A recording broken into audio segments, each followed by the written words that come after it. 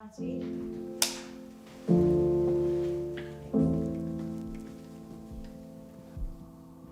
long have you been trying to conceive? We were trying for 2 years and then we stopped. We had miscarriages back to back, so I was just fed up. We have been trying to conceive for 7 years. We've had 5 IVFs, 2 miscarriages. It was only in September last year that we found out my husband's got a male factor infertility diagnosis. It's not always going to be the woman that is the issue. I do suffer from PCOS. I have quite high androgen levels. I get all kinds of symptoms like facial hair, weight gain, no ovulation, hair loss, all those wonderful things. I feel like isolated a lot of the time because even in my own culture, we just don't really talk about these sort of things. I'm an Indian person. As soon as I got married, the questions came out, why have you not had a baby yet? When are you having a baby? I think that's one of the reasons I've actually got my back to the camera. I identify as trans-masc non-binary. I want to be a parent very much, but I know that the narrative of mother doesn't fit me, and so often I can feel excluded. I definitely had times where friends are sharing their happy news, and in the moment, you're very happy, and it's like, that's fantastic news, I'm so chuffed for you, and then in your head, it's like, can you go away now?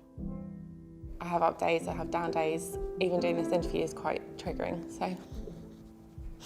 Brilliant. You're doing really well.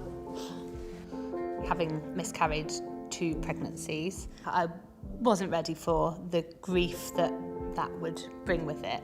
You don't realise that it's an actual death you're dealing with. I haven't dealt with death firsthand like a family member, so that was my first experience, and yeah, it hits really hard.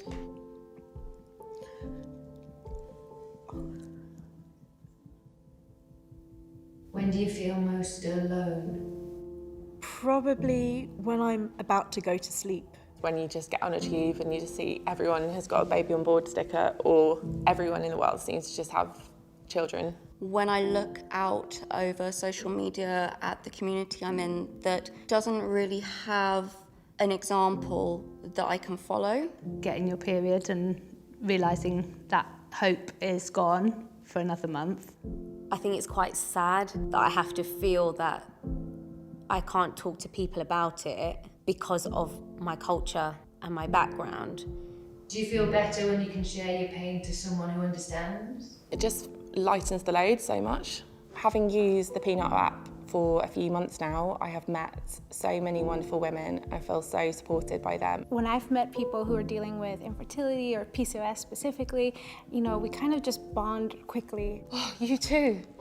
Great, I'm not by myself, because you do feel like you're the only one in the world. We're going to show you #Mother's Day on Instagram. How does looking at that make you feel? I feel FOMO. Sad, actually. A little bit envious, probably a little bit jealous. Excluded.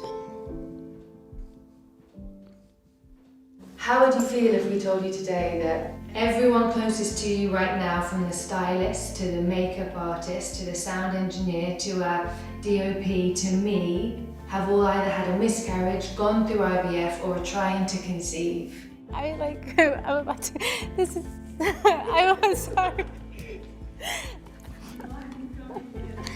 That's really nice, that's comforting. Thank you. Thank you for allowing me to talk about it. Thank you. Aww, so much love in the room. It feels nice to be surrounded, you know, by people that just know how it feels, that you're not alone.